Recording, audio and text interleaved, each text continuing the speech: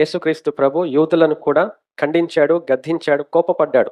యూదా మతమును, అయ్యో శాస్త్రులారా, పరిసయ్యులారా, ఒకని మీ మతములో కలుపుకోవడానికి మీరు బూదిగంతములు సముద్రం చుట్టి వస్తారు.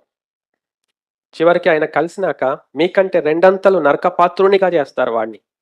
కానీ యేసయ్య బాధపడ్డాడు, కోప్పడ్డాడు, గద్దించాడు. మత ప్రచారము అంత హీనమైనది. నేడు జరుగుతూ ఉంది మత ప్రచారం. సువార్త ప్రకటన అనే మత ప్రచారాలు జరుగుతూ ఉన్నాయి నేటికి. అది చాలా కష్టమైన పరిస్థితి క్రైస్తవులకు. నిజమైన క్రైస్తవులకు అది కష్టమైన పరిస్థితి. మతంలో ఉండే వాళ్ళకి ఏం కష్టం ఉండదు. వాళ్ళ బైబిల్ పట్టుకుంటారు, రేపు వదిలేస్తారు. ప్రభుని తృణీకరిస్తారు మతంలో ఉన్న వాళ్ళు. వాళ్ళు ఎప్పుడూ ఉండరు మతంలో. ఇవాళ బైబిల్ పట్టుకుంటారు, రేపు పక్కన పడేస్తారు అవసరమైతే. కానీ సువార్తను నమ్మి రక్షణ పొందిన వారు మాత్రము వారు మరణం వరకు నమ్మకంగా ఉంటారు. అటివారు ప్రచురం చేయాలి అని ప్రభు మనకు చెప్పాడు ఆయన వాక్యం ద్వారా. ఆయన మరణమును ప్రచురం చేయాలి. అదే శుభవార్త. ప్రభు మనకిచ్చిన బాధ్యత. ప్రభు మనం రక్షించినాడు, మన ఆత్మీయ రక్షణ మనం పొందుకున్నాం, వెంటనే అది ప్రచురం చేయాలి. ప్రభు మనల్ని మత ప్రచారం చేయమని లేదు, మతంలో చేర్చుకోమని లేదు. సువార్తను ప్రకటించండి అన్నాడు యేసయ్య.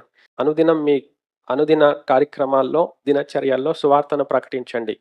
అవసరమైతే మాట్లాడండి అంతే. సువార్త ప్రకటించండి, అవసరమైతే మాట్లాడండి. డిఫెండ్ చేయ అవసరం లేదు, వాదించే అవసరం లేదు, ఒప్పించే అవసరం లేదు. ప్రకటించండి సువార్తను. మీ జీవితంతో ప్రకటించండి, మీ సాక్ష్యంతో ప్రకటించండి, మీ క్రియతో ప్రకటించండి, మీ బిహేవియర్తో ప్రకటించండి. అవసరమైతే మాట్లాడండి. సువార్త ప్రకటించండి. ఆత్మీయమైన జీవితంలో మీరు ఏ విధంగా అద్భుతంగా మార్చబడ్డారు, అది ఒక అద్భుతం. మీ జీవితమే ఒక సాక్ష్యంగా ఉండాలి.